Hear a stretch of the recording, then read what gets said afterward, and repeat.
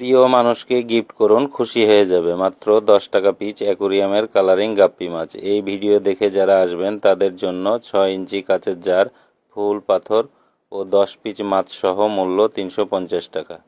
আসসালামু আলাইকুম, আমি সদরুল আমিন মিলন, একজন উদ্যোক্তা। আপনাদের প্রিয় ভালোবাসার রিজিক ফিশ বারবিকিউ রেস্টুরেন্টের পেজ থেকে সবাইকে শুভেচ্ছা ও অভিনন্দন।